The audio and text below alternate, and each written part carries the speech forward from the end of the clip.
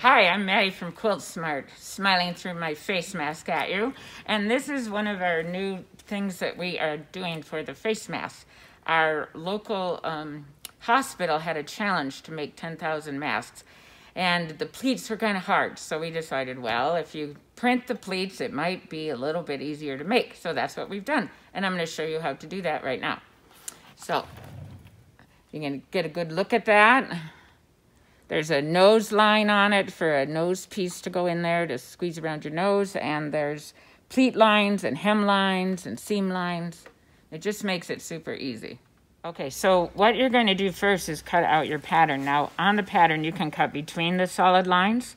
For this style, because there's a couple different variations you can do. For the style we're showing today, you can cut right on the solid line there. And I like to cut between these pieces. I like a little more room at the bottom, and I've checked with the local hospital, and they're absolutely fine with that. It's just a little easier than making a narrow hem that narrow. Just put a little hem in the bottom, and the reason I like a little extra there is even though we were the ones that printed it, I still think it's kind of narrow, and that's what was on the original pattern for the hospital. But they're okay with it being a little thicker too. We've checked with them since. So what I'm going to do here is just start on a little tiny piece of bias tape, which we call the leader. And that way you can just keep sewing and it doesn't get caught into your, so you can just keep sewing. Otherwise it kind of gets pulled down sometimes. So I'm just folding this over. Whoops, and it doesn't have to be perfect. This is the lining, it's on the inside of the bag. Of the face mask. We have a lot of bag patterns too. And then I go right from there into the next piece. So I'm putting that a little narrow fold there too. And just keep going.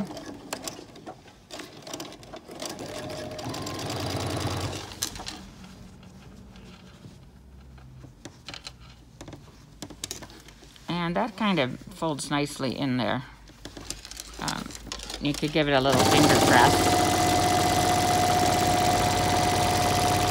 Okay, all right, so now I'm putting the printed piece here, wrong side of the printed piece to the right side of the fabric, and the hems are both at the same side. That's a little important. And it's even with this. And the reason for this is that we're gonna now make the pleats. And you just fold on the line there and fold to the next line. And there's little arrows that show you how to do, which way to go. So that makes it easy. And then we just fold 3A to 3B, just like we did before. Fold down. And give it some steam. And then, when you take these apart, you've got your pleats, and you just fold that right back like that. And you fold this right back like that. So your pleats are already in there. This is what makes it so fabulous. And then you put right sides together. And this says right side right on it. Okay? So then you put the right sides together. And then we're going to stitch. Typically, this line will show through. If it doesn't, you can stitch 1/4 of an inch. So then we're going to stitch across there. And I think I'll start with the leader again.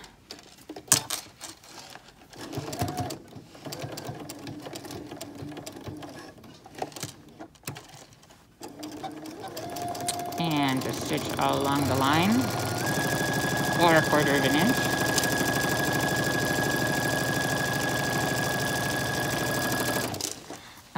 I don't backstitch, but I do use a 2.0 stitch.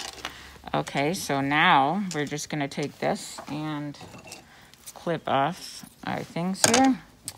And we're going to take this and press that seam open. And I usually do it this way because I don't want to unpress the pleats that I went in there. And a little iron is good. If you don't have a little iron like this, you can just use your fingers too. And then you fold it this way. And I usually give that a little press, also not bothering with the pleats. Okay, and you can replete it, or at this point in time, you can simply stitch on this line. That's the nose piece line. So we're going to stitch on that. I start in a little bit, and then I go backwards. Okay, don't know why my machine's not going backwards, but we'll worry about that later.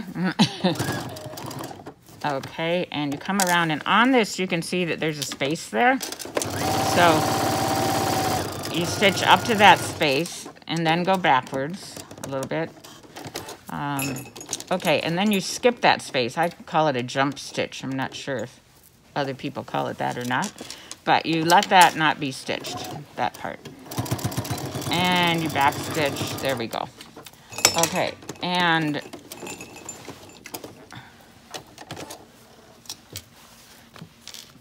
this is where you are going to put the little piece for the nose. Now there's all kinds of little pieces that you can put in there, like wires. There's some little metal pieces. I used an old earring that I had lost a piece of. So there's lots of things you can put in there, and some people like them and some don't. As far as, you know, if you're making them for the hospital, I think that that needs to go in there. But they may have their own pieces too. And I would definitely suggest that if you're making these for the hospitals, of your local hospital, that you do check with them first for what their needs are. Okay, so now all the pleats are nice. They go down, which is the way they're supposed to go. I'd give it another press. Okay. And I like it when this comes up just a hair from the bottom, because that way it won't show. It's not a bad thing. It's not like your underwear showing, but you know, it's not a bad thing. Okay, now you could base this if you want. You could also just put the, I'll show you, you could base it right on the line. That's the line that you're going to sew on. I kind of like to do that because that way you have your pleats basted, and it's you know, a little nicer than having them open still. So I do that, and now we're just going to put the tape on. So that was pretty easy so far, I think. So the way that you put your tape on, now I have just bias tape here. And so I have the extra wide double fold bias tape, which is becoming hard to get. You can also do it from a piece of muslin. That's this one, is a piece of muslin. And when you make your own strap, like with the Clover, the little bias maker, here's another one that is made with the same fabric. This is cute, I think, little bunny one. And I use, also popular out there is to use shoestrings. This one's a little different because you have to put the shoestrings in and create a seam. And that'll be a different variation that we do on another video. And on bias tape, it comes, I don't know if you can see that because this is black. This bottom one is just a hair over so that you can see it. So you want the narrower one up, and then what happens there is you know that you've got it all caught. So we're just going to put that halfway between here, and I just eyeball that. I don't measure it. And then these are really great for the little clips to hold those in place. And now you're just going to take this and stitch from the other end. So you just stitch from here.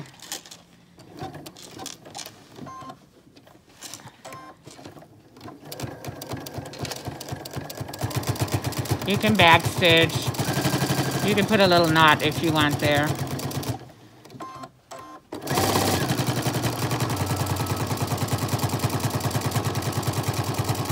I don't pay too much attention to what color thread I use. I mean, it's nice to kind of coordinate, but if you're making dozens of these, you're gonna probably wanna maybe have like all the same straps, or, which, oh, by the way, 7/8 inch twill tape works really nice for this too. So there's a lot of different options out there. You might need to get a little creative because they're being bought up pretty carefully. All right, as soon as you get on the mask, I would backstitch just a hair for security at the corner. And then you can remove your clip and just keep going. And then you do the same thing to the bottom as you did to the top.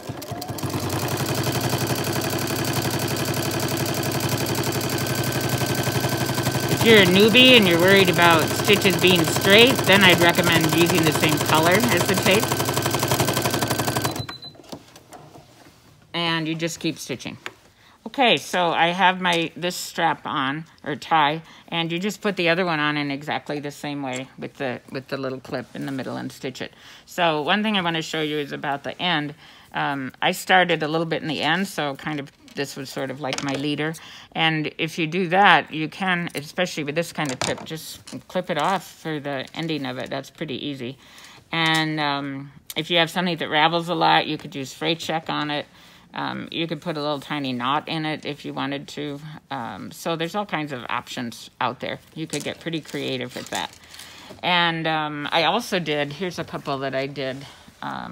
Here's one that I did where I didn't sew it yet, but I used my embroidery machine to embroider some little flowers on that. So I was pretty excited about that and doing more embroidery. Maybe even some nice messages, like we're all in this together. So you stay safe. Love you all. Let us know if you have any questions at all. We're trying to get face masks made and the pattern out there and the instructions as quickly as we possibly can.